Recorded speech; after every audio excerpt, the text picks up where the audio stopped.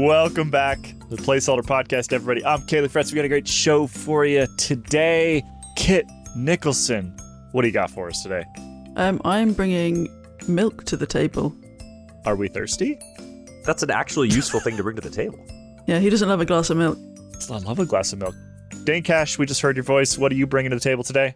Arthurian legend, which I think is a great thing to bring to the table as well, although it doesn't. Is it round? You know, it can be. We'll talk about that. Oh, man.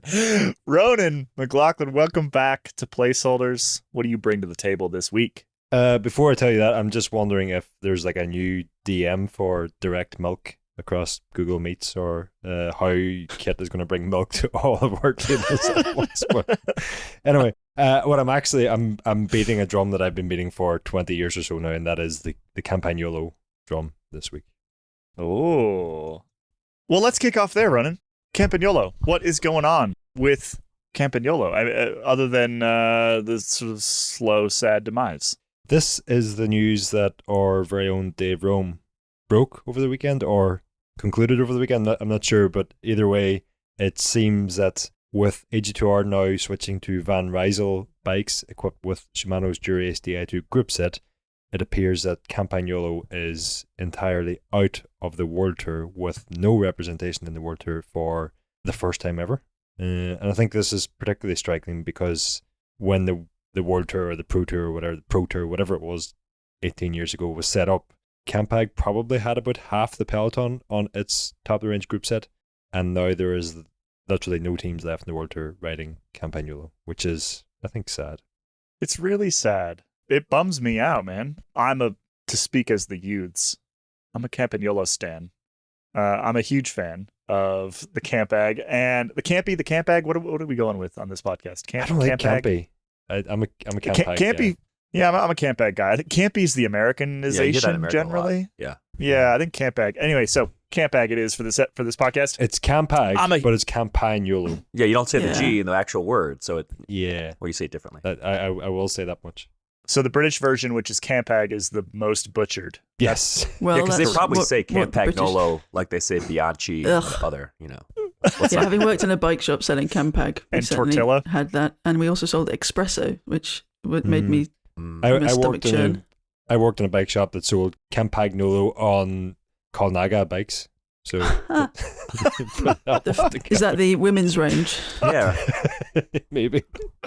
Regardless of how we say it, I am a Campagnolo fan. I had Campagnolo. I had Super Record Mechanical on my old travel bike that got stolen and then returned to me by getting locked against a fence 4 years later, which was very exciting. But I still miss that bike. I still miss that group. It was just absolutely gorgeous, and it bums me out that Campagnolo is not in the World Tour. We should talk a little bit maybe about why, and it probably mostly comes down to money, right? I mean, yes, but maybe not in the terms or the sense that you might assume when it comes to sponsorship deals. Of course, there would be quite a lot of financing involved in supporting a World Tour team with the amount of group sets that a World Tour team requires. In a true sponsorship term, true sense of the sponsorship, there's probably some money that goes along with that also. So there is a significant outlay there, and it just wouldn't be practical for Campagnolo to sustain the representation that they did have at 15, 20 years ago, even 10 years ago. That's not really going to happen these days. Even the likes of Shimano, which pretty much does have a dominant position within the World Tour, there's not many of those teams that are actually sponsored by Shimano. There are some. There's like Alpecin, there's Ineos, there's FDJ, but a lot of those teams actually purchase those Shimano group sets, obviously at a greatly reduced price, but they will be purchasing them. Or the bike brand that sponsors the team purchases them. Yes. It's essentially like an OE kind of relationship thing, which is the other thing that's going against Campagnolo here, which is that they don't have as much of an OE presence, OE being, the stuff on shop floors, right, as opposed to aftermarket. They don't have as much of an OE presence. So let's take Specialized, and you're outfitting a bike for one of your teams. You want to outfit it in a way that reflects the actual bikes that are going to be on showroom floors, right? That they're going to be at bike shops. And so you put probably Shimano on it, right? And so that's the other reason why Shimano is so dominant at the moment, is they have this enormous OE presence, and Campagnolo's sort of general lack of an OE presence, particularly on the road side, I think they're making some inroads in sort of the gravel world with eCar, but still very, very, very tiny. The general sentiment around sort of the latest electronic Campagnolo stuff is just that not much of a success. I'll put it that way. And yeah, that sort of lack of OE presence is the other reason why we don't see Campagnolo in the World Tour. They would actually have to sort of like pay their way in, as opposed to Shimano, which because of their dominance just shows up there. Like, regardless of the new group set, I have ridden it. I only got I think it was it a day or 2 days? 1 day, I think, of a ride in it. So I'm reserving judgment on that.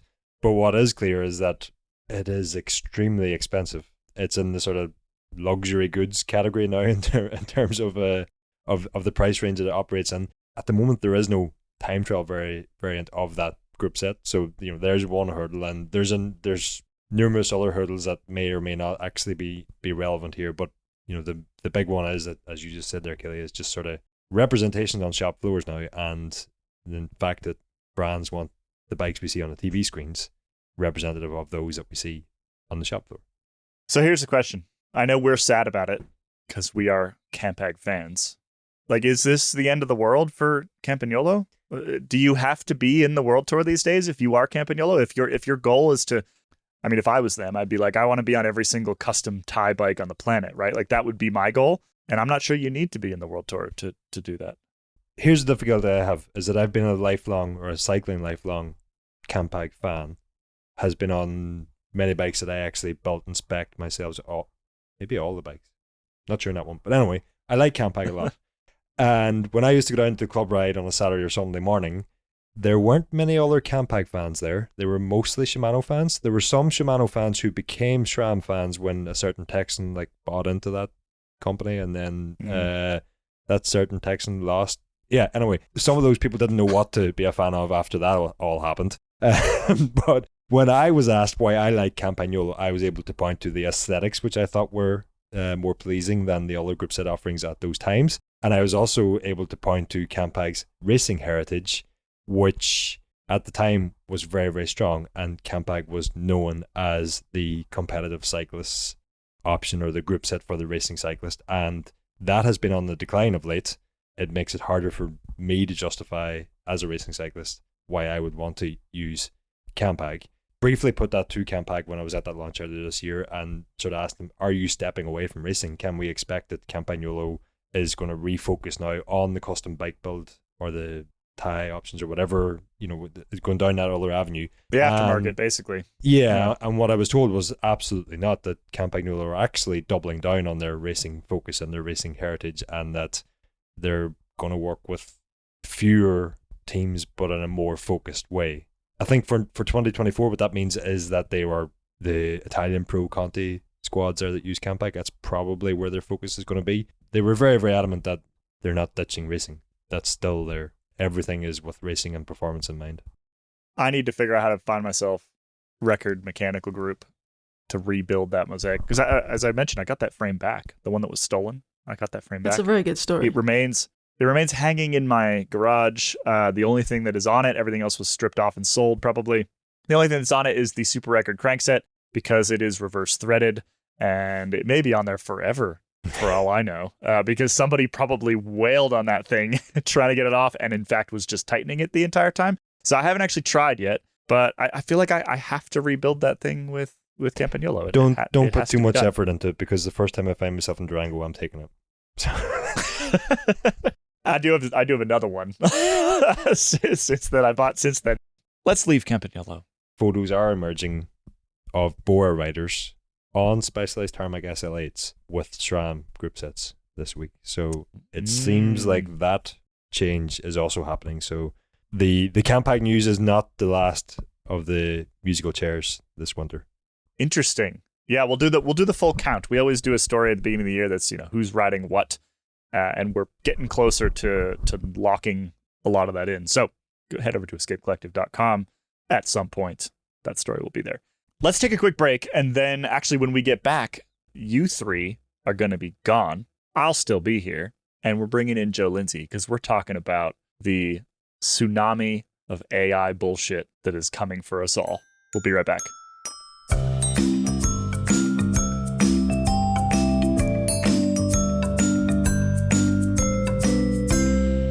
Welcome back to Placeholders. Joe, how are you today? Doing excellent, Caley, in spite of the regular news of the apocalypse upon us, the topic du jour here.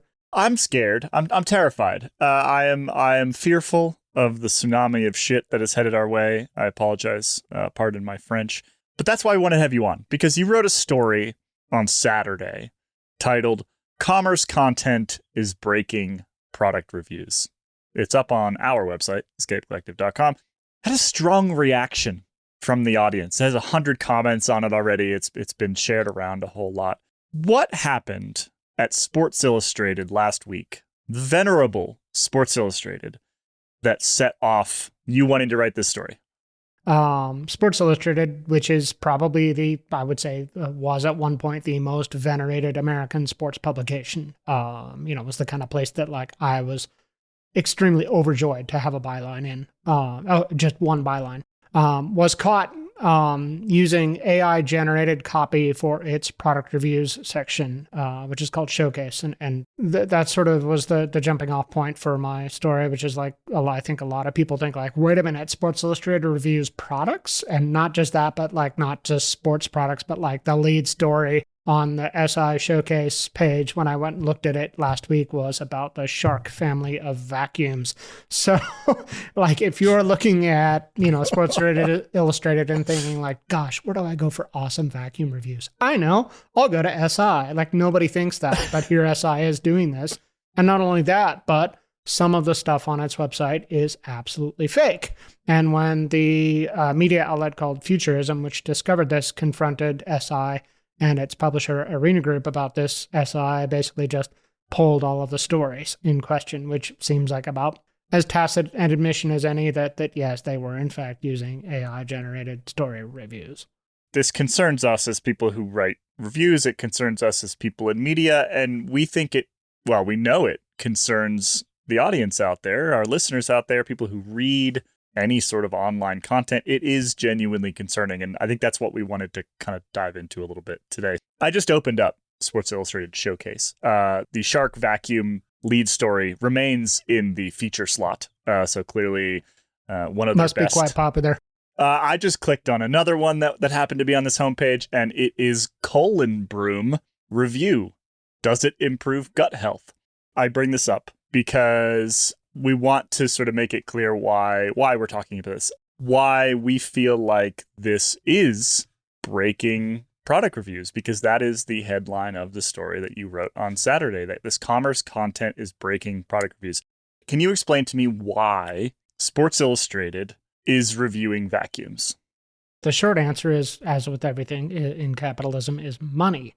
Sports Illustrated is pretty much like every other media publisher company out there. We are all facing down basically an existential crisis in the former business model that sustained publishing for over a century, which is advertising. Almost all of that now has gone to what's called programmatic advertising. Also, a sort of broader umbrella for that is what we call ad tech or advertising technology. And that is basically companies that want to spend their ad dollars, want to slice and dice those audiences that they reach ever more finely. There are two companies that excel at doing that far more than anybody else, and that is the duopoly of Facebook or Meta now and Google. Those two companies control something like 90% of the digital advertising spend today, which leaves something like 10% for the rest of us, which includes not just, your little guys, your and I would include SI and the little guys there, but also other social media companies like Twitter. Basically, as this ecosystem of advertising spending has shrunk and gone almost completely to the Google Meta duopoly, it's left progressively less for the rest of us, which means we have to figure out other ways to make money. Other ways to make money include things like subscriptions, which obviously memberships is obviously what sustains us. Another big one is what's called affiliate marketing and commerce content, which is sort of a really anodyne term, is basically part of affiliate marketing. And what that is that the publisher writes a story that's a review of a certain number of products, whether it's vacuums, mountain bike tires, whatever. Each of those product reviews, however long it is, has a link at the end of it that links to the manufacturer or retailer's website. Every time a reader of one of those articles clicks that link and then purchases that product in question, the media company gets a small commission on that sale. So it turns into direct revenue. It's basically like the idea is that it's this sort of like virtuous circle where like the media companies review products, people read those reviews, buy the products, and then the purchase of that product goes back to pay the media company as well. You basically cut the advertiser out of the equation. In theory, that's how it's supposed to work. And that's why all these media companies are chasing this. Yeah, and they make significant amount of money off of it. I mean, we were just chatting on Slack, I think last week when we were poking around at this, and we were guesstimating that there are media entities within cycling that probably make, if not into seven figures, then very close on nothing but affiliate in a calendar year. Yeah, I would guess that's absolutely true, that there are especially more sophisticated players, and I would put like Hearst's Enthusiast Group, which publishes Bicycling and Runner's World and Popular Mechanics. I would put them in there. I would put Outside in there as fairly large, more sophisticated affiliate commerce organizations. Gear Patrol, is one. Even somebody like a DC Rainmaker is doing, most of its business, a lot of its revenue comes from affiliate marketing. They do advertising as well, although they have, Ray has quite a number of guardrails on that. But affiliate marketing is an important part of the revenue stream. I found one statistic, which take this with a grain of salt because it comes from a company in the affiliate marketing space, but that claims that this is a $2 billion with a B dollars US business per year. So that's what we're talking about. This is the pot of money that publishers like Arena Group are chasing. I want that context because I don't want to make it sound like we just hate affiliate and we think it's evil. It's not evil at its core, right? Like there's nothing, it can be done really, really well. In fact, who you just mentioned, Ray over at DC Rainmaker, does it exceptionally well. Like I don't think there's anybody out there who would ever question the authenticity and honesty of the content that Ray puts out on his site. And yet he's making a whole bunch of money off of affiliate. A large portion of his company's revenue is coming in off affiliate. There's nothing inherently wrong with it. And as you say, it's what media has had to do in a lot of instances because two companies are taking all of the money that used to go to funding all these independent media houses that are now struggling. And so I just want to make that clear. This is not affiliate is the devil segment. However, the incentives don't align particularly well once you start to go sort of the further edges of this. So basically, I think as media companies get more and more desperate, you run into the sort of the further reaches of this strategy. If you have an email address, for example, you probably got somewhere between 9 and 10 million emails between last Thursday and Monday, right? The Black Friday to Cyber Monday block. A lot of those emails were trying to get you to open up a gift guide, which would have affiliate links in it, which would then, whatever the publisher that sent it to you would make a couple bucks off of. And it can get a little bit overwhelming quite quickly. And then you start to layer this SI stuff on top of it because the incentive is no longer to work directly for the audience. The incentive is to get the audience to click on things and get them to click over to Amazon via you because that cookie hangs out for about a month afterward. Because that's the incentive. You end up with this situation where the unscrupulous or the less scrupulous do things like ask a large language model to generate what they were calling reviews, which in my mind is like straight up fraud, right? Because a computer can't review vacuums. Like they can't review any physical object, right? The best that they can do is essentially go and read all the other reviews that maybe human beings have written, or maybe not human beings have written, and kind of collate them into one new thing, right? It's interesting because this popped up on Discord where a person who mentioned that they had formerly written for Wirecutter. Wirecutter is the OG of affiliate marketing sites, and they're owned by the New York Times now. And I think they're an excellent example of this as a company that's or a media brand that is sort of fighting the tension between trying to provide really high quality reviews and the sort of the financial demands on the other side that are pulling them away from quality. And this person wrote that, things had been deteriorating at Wirecutter for quite some time, and that this wasn't, this was all happening well before, latest round of AI stuff. So yes, these pressures have been in place for years, and it's sort of like what you see happening is this move from longer, qualitative, thoughtful reviews and roundups and that kind of thing to you'll see stuff where roundups start to get packed with as many products as possible. The reviews get really short. The information becomes sort of less and less useful to you as a consumer in this space. There was, as I was looking around at some of these sites while I was researching and writing this story, there was one that popped up from CNN Underscored, which is their review arm. And it was like, top gifts for the outdoorsy people in your life. And of course, there were 47 individual products in this. And one of them was like a candle. So I don't, the tie to outdoor was pretty thin. But they had a hiking pack from Gregory, and Gregory is a really high quality brand. They make good stuff and that kind of thing. But the review copy, quote unquote, was about 50 words. And it mentioned very basic features like that the pack had chest and hip straps. And good organization and room for a hydration reservoir. And these things were what made it the top pick. And I was like, well, wait a minute. Pretty much all packs in this space have those features. What is it about the Gregories that make it better? You would never know reading this. And that's sort of your clue that this stuff is basically not written for you as a reader. It's written to sell you stuff. And so, yeah, from that standpoint, the next logical leap is when the copy sucks anyway, who cares if it comes from a computer? Right. It's not really a review either way. So I know I just said that we didn't want to just sit here and say that all affiliate was terrible, but most of it is. A lot of it is.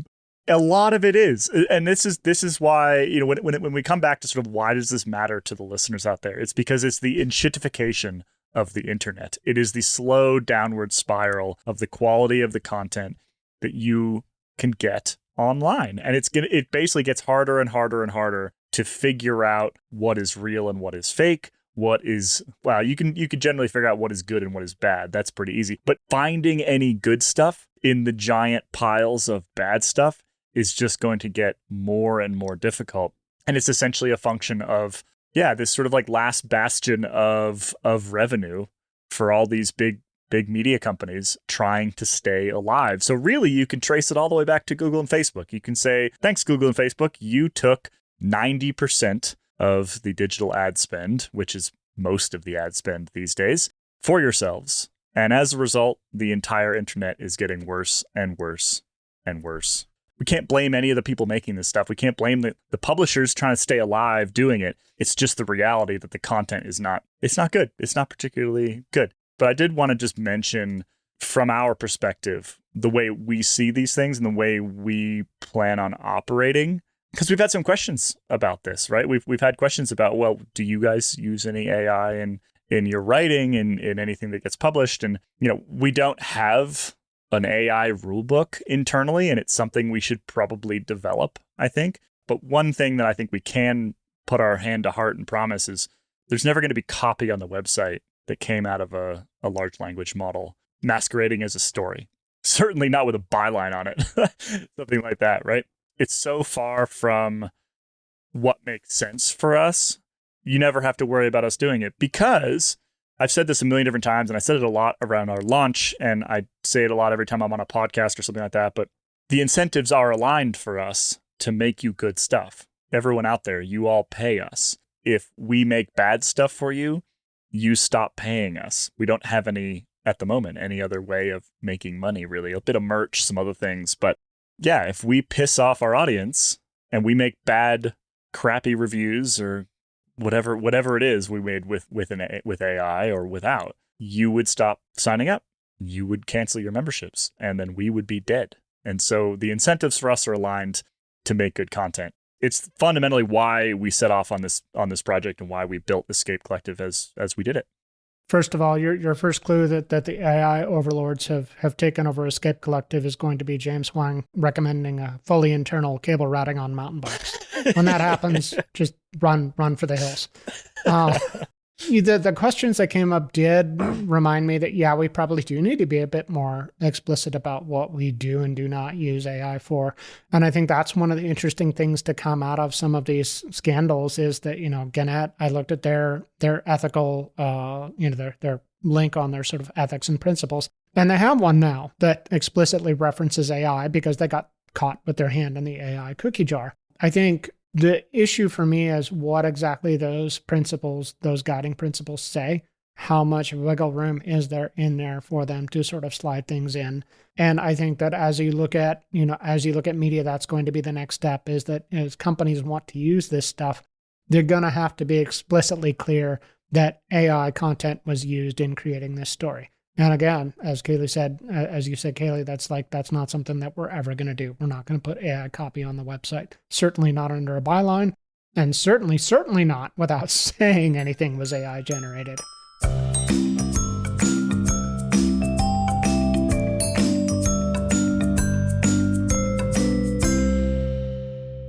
Welcome back, everybody. We brought back Dane, Ronan, and Kit. Dane, Ronan, and Kit, unfortunately, you're all going to get fired on Friday, and I'm replacing you with GPT-4. How do you feel about it? I want a good fake photo. That's all I ask of whoever you...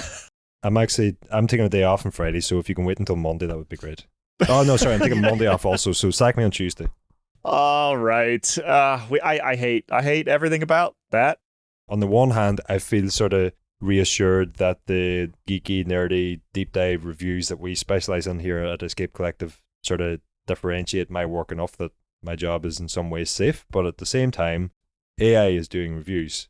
And AI can't ride bikes. That's the point I actually want to make, is that if you are unaware of what is happening here, then it's almost scam, like I'm going to say, in that if you're unaware you're sort of the trap you're falling into, you're unaware. And so if you're listening to this, or if you're reading one of our reviews, or if you're reading one of our articles, I think more than ever it's important to share that with the community that you're part of, and sort of tell them that these people here are, it's doing it properly. I was trying to avoid saying doing it properly. It seems a bit of a cliche, but there's certainly more merit now in the deep dives that we do, or more value perhaps in the deep dives we do. And I think the reader can have even more faith in the content we produce.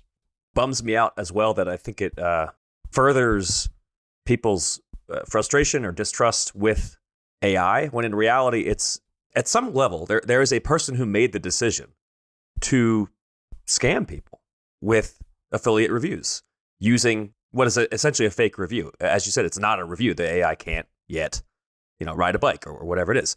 I don't think AI will ever ride a bike, Dane. Hey, I'm not going to say that. There's no way I'm going to get into that business, because 10 years from now, perhaps an artificial bike.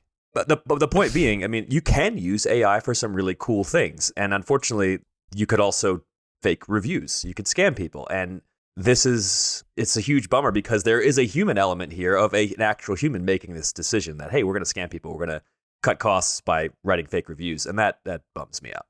What you're saying is that AI is bloodworms, created for good and used for evil. Or evil. At least created for nebulous bloodworms created for good? And then potentially used for evil. Yes.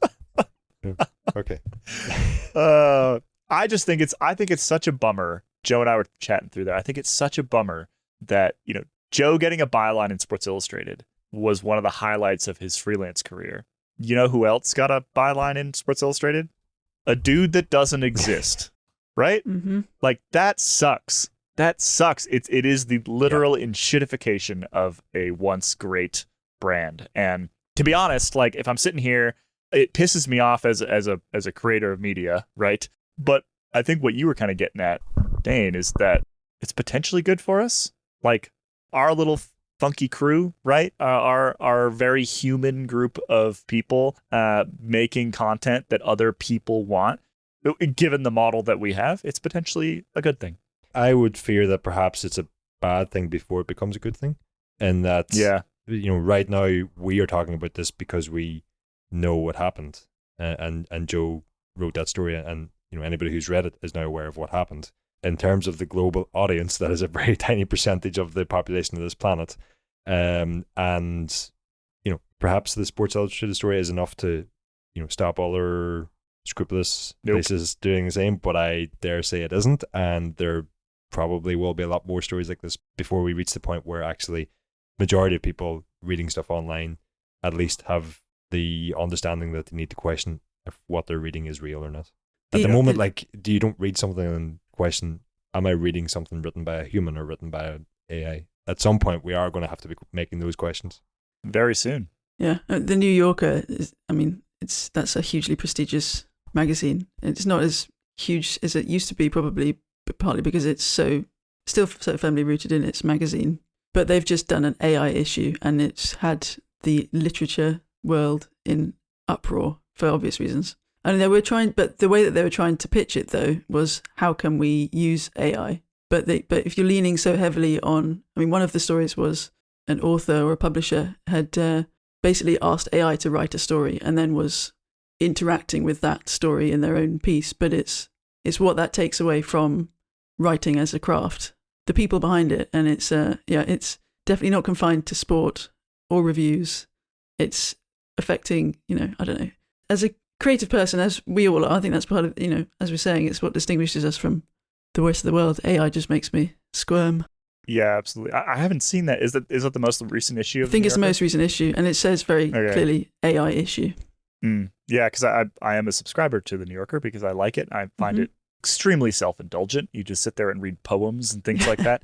But I enjoy that. Like I was sitting around last night. Daughter was coloring on the table, mostly missing the paper, and I was drinking a small whiskey and reading the New Yorker, and it was a very enjoyable experience. And what I do not want that experience ruined by wondering whether the things, wondering whether the things in there came from another human being. Because what I think is most important here is it's not about the content, because at some point AI content will probably be fine. It is about the context around that content, right? And that's actually, as a human being, what matters to me. It's the same thing with, like, let's take art. You go to an art museum and it's just like 2 lines on a wall. That in and of itself is not anything extraordinary, right? My 2-year-old could almost do that. But it is the context around that creation that makes it interesting and valuable. And I think that is what we start to lose when we've got like the AI issue of the New Yorker. Like, I don't want that. I don't want that. I don't want us to be sitting around in my nice comfy chair reading that. We lose trust in the future of that. Sports Illustrated, unless they keep it with the AI on a more consistently, and keep doing what they've been doing, which I imagine they will try not to do, hopefully. But for the next X amount of time, we're all going to think of what we've just seen them do, and we're going to think, so how moral is this? How ethical is this? Am I reading something written by a human being or a computer? Anyway, we've yammered on about this enough, but obviously it's us yammering. Though. It's not AI, so at least there's that.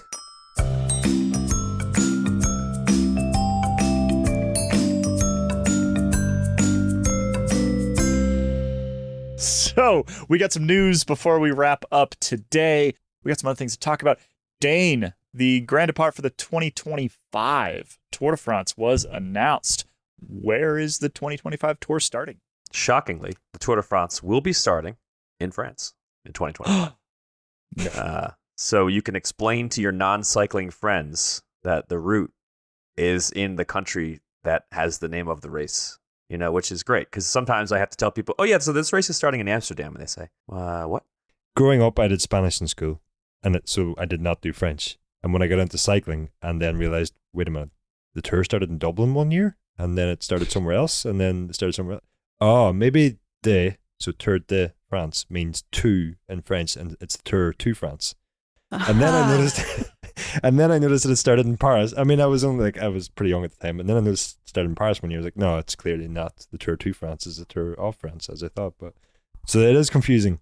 Well, Ronan, I'm gonna blow your mind here. So it's Tour de France, right? Do you know what the word Tour de for France? 2 in French? You know the word for 2 in French? Deux. So you're kind of right. Reminds me of a joke I heard earlier. In the wrong context, earlier. It could be the Tour to France. So you could be absolutely right. Yeah. The race starts in Lille. It does not hit the Roubaix cobbles, which was a surprise to some. It's a sprinter-friendly start, so we could see a sprinter in yellow. The next day is actually quite punchy, so we could get some potentially GC action very early, and then another day along that coast there, which could be crosswindy, which is very interesting. Hopefully that will happen because that'll make for an interesting start of the race. I'm quite glad That's still 2 years away. they've turned away from cobbles, because cobbles on the first stage of Tour de France, knowing how chaotic the first stage of a Tour de France is, that would be absolute carnage. That was the sort of response that they gave when everybody said, "Hey, why aren't you going to the cobbles that are right there?" The answer was sort of, "Yeah, there's no way we're doing that on the first stage." I want a Trebrele on stage. That's what I want. Oh, that would be great. That'd be great, but on stage 2 or 3, maybe not stage 1. Yeah. Well, they'd have to get all the way over there first. But anyway, we have that to look forward to. 2025 Tour. Also in this week's news, Alaphilippe's cousin's been sacked. Kit, tell me about it.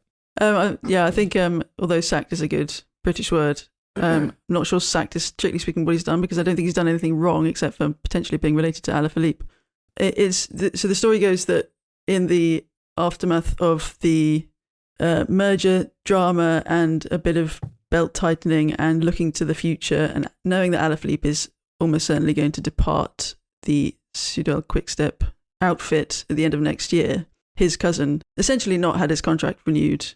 His cousin, who is also Alaphilippe's personal coach and will continue to be his personal coach for next year, is probably a much more innocent story than we're making it out to be, but it is notable in that Alaphilippe is one of those riders who has a bit of an entourage, and there's a little bit of a kind of moment when you hear that a family member has been shown the door by Patrick Lefevere. Well, and didn't he come out and say that there was some tension between Lefevere and... So I should say the cousin came out and said there was some tension between Alaphilippe and Lefevere. It's never a great sign. Lefevere not the type to sort of back down and maybe try to heal those rifts. That doesn't heal rifts particularly well, Patrick Lefevere. And so it'll be interesting to see how Alaphilippe deals with that this year. Also in this week's news, Arkea Samsic has a sword. Yeah. Dane? Yes. Yeah, they have a sword. Yeah. Yeah. Okay. Yeah. What are they doing? What are they doing with it? Okay, I thought we were just Why? going to move on. Okay. They released the best kit reveal video I've ever seen. I think I can say that. I don't think I've ever seen... First of all, I've never seen as much production value put into a kit reveal. They got essentially a film crew to come out and make a little mini movie. It's like 1 minute and 20 seconds or something like that, of Arnaud Demar walking through a mystical forest and opening a box in which the Arkea B&B hotels, as they will now be known, kit is revealed. And it's sort of framed as if it is a magical armor crafted by Merlin that will grant the wearers with some, good traits. And there's a subtle Arthurian design vibe to it. You got to look closely to see. There's some like heraldic designs. And yeah, the whole video though is sort of framed as if Arthurian legend is the theme of their kit reveal, and they really leaned into it. I don't think it's that ironic. I think they really liked the vibe, and they just leaned into it all the way, and they gave Arnaud Demar a sword and everything. It's the first time I've seen a kit reveal designed specifically for Dane Cash. Yeah, when I saw this, I thought that it felt like an early Christmas present. I thought you were going to say I was fever dream. amazed that somebody had done this and had given me this opportunity to really get into a kit reveal, of all things. Are there any historical inaccuracies that we should be concerned about? Well, inaccuracy is an interesting word here. So I was describing this to Joe yesterday because I wrote a story about it, and Joe was doing the edit. And what the way I described Arthurian legend is sort of like it's like 1,000 years more actually of fan fiction that have kind of coalesced into a tradition. So it's impossible to be historically inaccurate when it's just a fictionalized story anyway. But if anybody's wondering out there why Arkea would do this, it actually does make sense. So here's your nerdy little nugget. It's that this is the Breton team. They're from Brittany in northwestern France. And the people of Brittany, the Bretons, they share this tradition, the Arthurian tradition, with, Britain. And specifically Wales and Cornwall are where you're kind of descendants of the original people that the quote unquote real Arthur, probably wasn't real, was from. As you know, the story goes in the very early Middle Ages, he's a guy who's fighting for the Britons against the Saxon invaders, and of course, then hundreds of years later, you get all these romantic flourishes thrown on them, mostly by French people, by the way. The French in and of themselves have a claim to kind of shaping this story. But those Britons, their descendants today are not only the Welsh and the Cornish, but also the Bretons. So the Breton team has this affinity with the legend, and so they feel like it's obvious, which I think was kind of pointed out in their press release. It's sort of like, we're the Breton team, so of course we're going to do this. And I don't know that is obvious to the rest of the world outside of northwestern France. But it does make sense. I mean, they can claim to have played a major role in sort of shaping this legend. So yeah, they stuck their video in a mystical forest that they said was Brocéliande, which is an enchanted forest that shows up in like a 12th century writing about Arthur. And I think I've been there. I bet you have, because I think the forest they used is like something that the tour goes through, has gone through many times. Yeah, they gave Arna Damar Excalibur, a sword that, they say is I thought you Excalibur. meant the old Ridley frames. Anyway. Okay. And they should be on those bikes. And so they stuck a little sword icon on a spot on the jersey. It's a subtle nod, but I actually really like the jersey. I think the jersey is really cool. It's red with this sort of like shading. You got to look closer to see it, but I do think it looks really nice. Dane, is this the highlight of your podcasting life? It is. Like I'm a little worried it's never going to get. It is all downhill from here. You kept it much better on track than I did when I got the opportunity to talk about time trial fairings a couple of months ago. So. I was a little bit nervous about that. I didn't want to bore anybody. Ronan had about 15 minutes on time trial fairings. I think Dane, you're only 3 or 4 minutes in, so I think we're totally good. But I am going to move us on because as interesting as that is, it's less interesting than milk stuff. Kit, what's going on with milk stuff? Well, so this was a story that started to circulate before this weekend, which where we had, it was a pretty good weekend of CX racing actually, with my fellow Scot, Cameron Mason, coming second by just 10 seconds in boom, and then the World Cup went over to Flamanville, which is where Toon Arts and Shari Bossett, I'm not sure I'm saying her name right, the two of them both tested positive for a product called Letrozole, and their teams, their spokespeople said that it was one of these accidental contaminations. What's interesting about this story is that obviously there are a lot of riders, cyclists, cyclocross pros, athletes of all shapes and sizes who are also tested frequently for doping products, who also drink milk, which is apparently where this Letrozole must have appeared in. They, dairy products of any kind, and they've not had issues. So it's in advance of this weekend. The teams of Arts and Bussett were warning everyone: don't drink the dairy, don't eat the dairy, because you might test positive. And it became a whole thing. Like the guy running the race had to come out and make a statement that like the milk wasn't bad, and it was a very measured statement. The it local was really farmers good, were not pleased, and there was a milk kerfuffle. Yeah, it should point out that although, I think there is a fairly decent pinch of salt to be made here, particularly with the quotes taken from that race organizer with regards to, dairy in the region. Everyone else has used it besides these two cyclocross pros who are currently serving suspensions. But we should also point out that they're both trying to contest the levels, and Toon Arts in particular, the levels were incredibly low. There's no lower threshold for this product, if I remember correctly. So that it's a slightly, there may well be blame here, but it's probably important to note that there may also be an innocent background to this. It's a tricky story, basically. There's a lot to it. There's a very pleasing element in the milk stuff, but it's a bit of a mess, really. If you watch the Flamanville race this weekend, you will have seen geese on the course. Yeah, I think there were ducks, the big white ducks. But okay, big white ducks. Okay, large birds. I came away thinking that this region, In a flying V. like you can't trust the critters here. They might get in the way of your cycling career. Well, yeah, Lars van der Haar was nearly taken out by a couple of ducks on the course. I feel like, I've never hit a duck, but I think if you hit a duck, I think that the duck would get taken out. I'm not sure Lars van der Haar would get Well, taken yeah, out. these two are quite hefty units. Yeah. They're really big. Yeah. Let's not do that science experiment. All right, enough about spilled milk. Let's move on. We have one more news story today. Edgar Bernal accidentally revealed the new Ineos kit. I was going to throw to you, Kit, but you just talked. Ronan, can you tell me about it? You've basically just said everything there is to say. I just want to know, did he accidentally leak it? Well, I it didn't actually see the post, but the jersey was hanging on a hanger on a bike, which jerseys don't generally hang like that between uses. They get chucked in a wardrobe or something. It was clearly an unveiling that they were shooting. I don't know whether it probably A was little accidental, fake. but is anything ever Fake accidental? Maybe they reveal.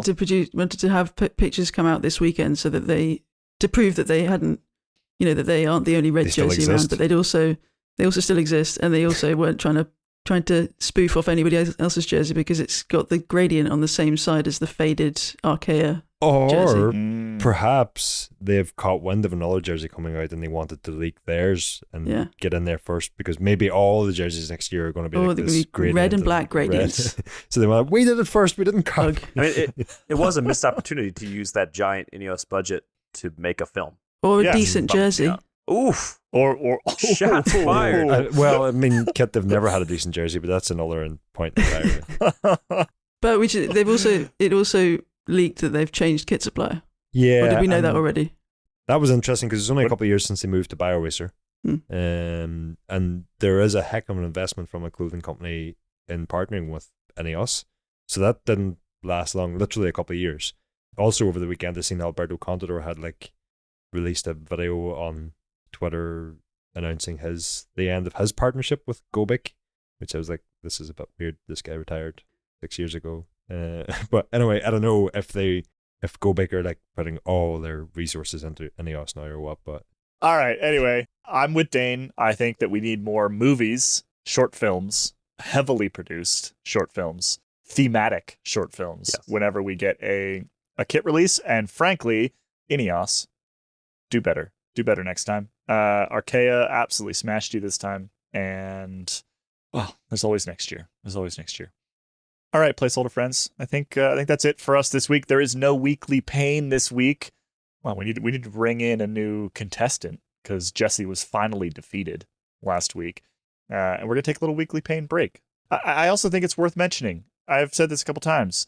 My wife is having a baby relatively soon, and I'm going to disappear for a couple weeks, and Abby Mickey's going to be hosting this podcast. That could happen next week, could happen 2 weeks from now, could happen sometime early January. Hopefully not that. could happen right now. Yeah, what would happen right now? Could happen right now. The last 1 minute of the show is Abby. I mean, she's at work. I could just get a phone call. Remember when Shoddy Dave had to leave in the middle of a podcast because his wife went into labor? He had to leave, but try. he didn't actually leave. He was very hesitant. Yeah. If I get that phone call, I am out of here. I'm telling you right now.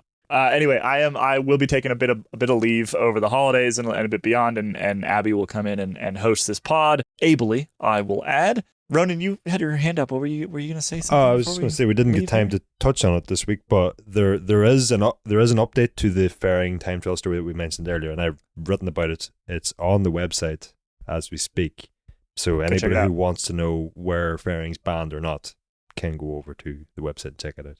I can't actually give a quick answer here because it's kind of complicated. You don't say. All right, go check out Ronan's story on the fairings. Make sure that you check out Joe's piece on. I just got a text from my wife. Speaking of which, it just says, if the baby isn't here by this weekend, can I get a pedicure? That seems like I should say yes to that. That's right? reasonable. That seems like a reasonable request. Either that or a cobbled street on the Urban Arrow. that would potentially do it. We don't have any cobbled streets, I think, here in Drago. Anyway, what was I just talking about? Go check out Joe's story on AI and everything getting worse.